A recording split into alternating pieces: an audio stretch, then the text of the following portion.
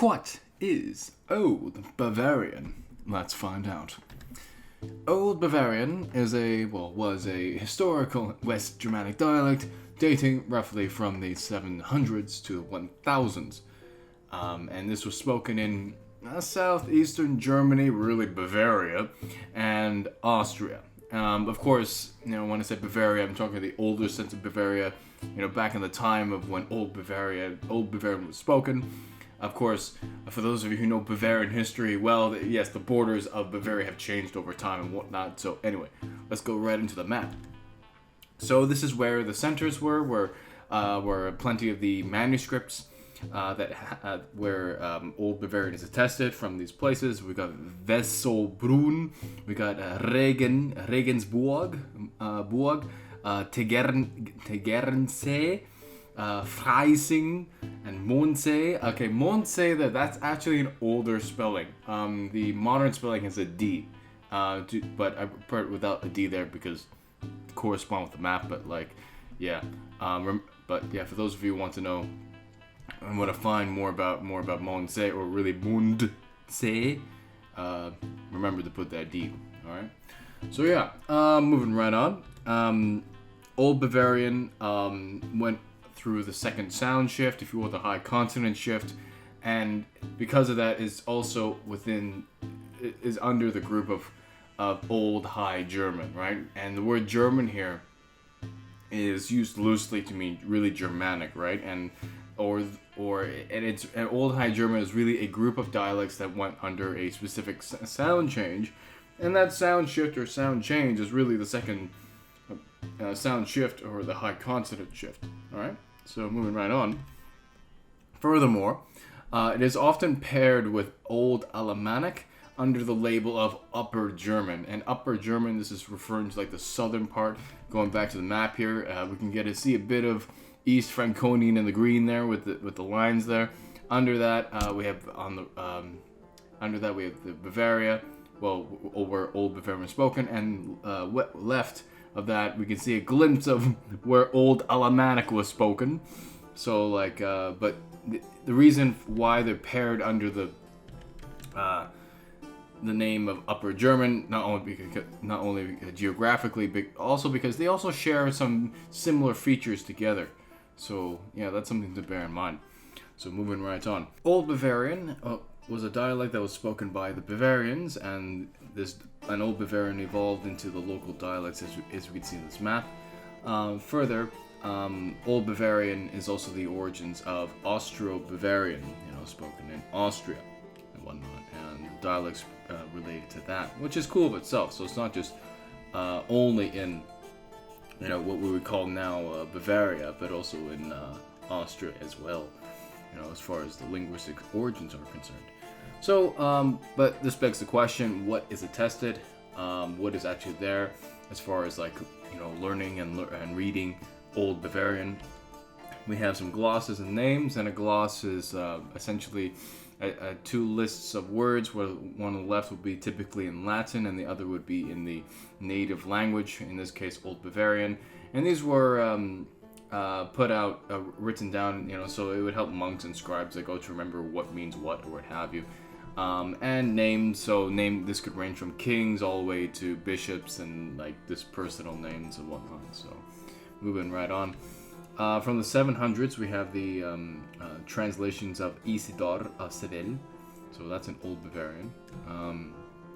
And then we have this really interesting text where it has many names. I put them all here because why not?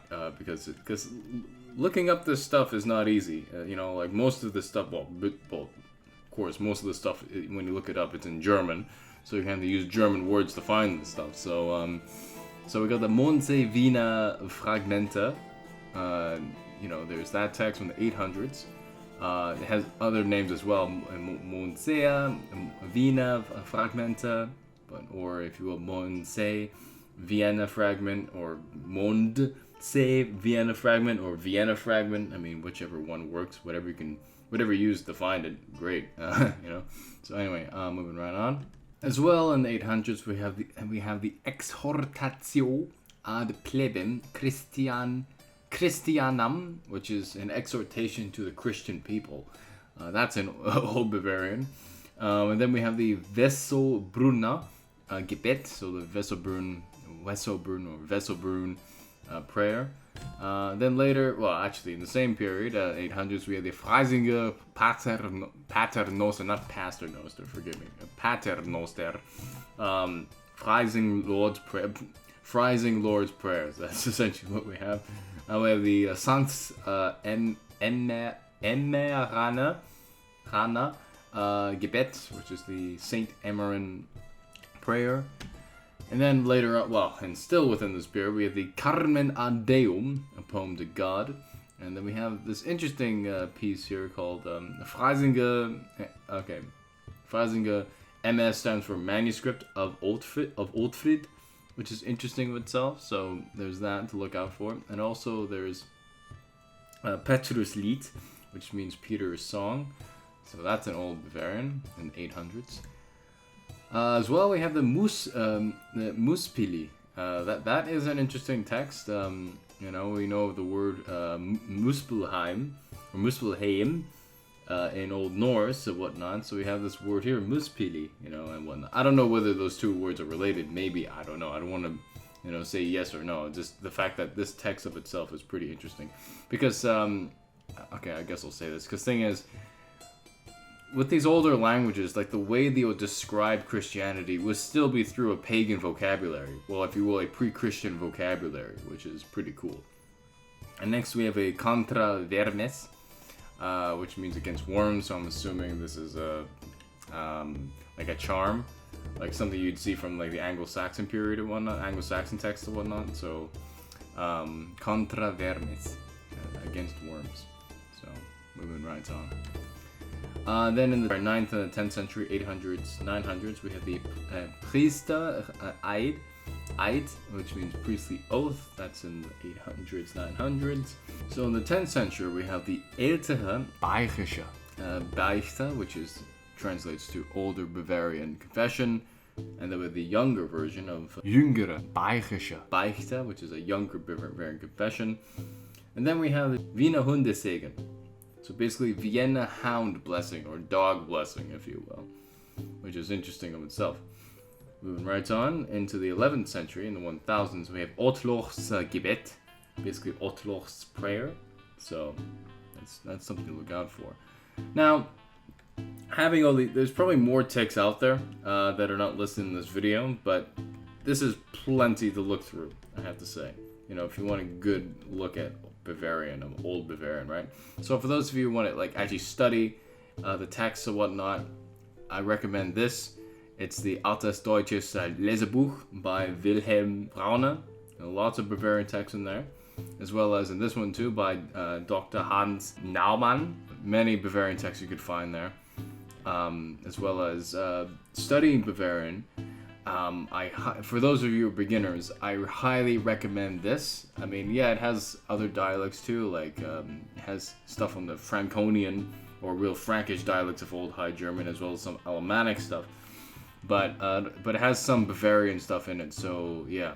And read it slowly, because this stuff is not easy. You can't, pick it up and learn it overnight. As well, this book I would recommend by Lino Armitage.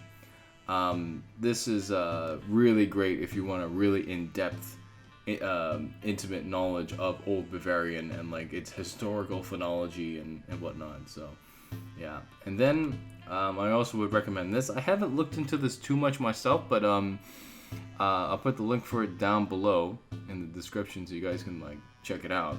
So the Altbachische Grammatik by Josef Schatz. I would think this would be a great companion towards learning Old Bavarian, but then again, it's in German, so if you're able to read in German, great, but at least this is out there, so it can help your learning and whatnot.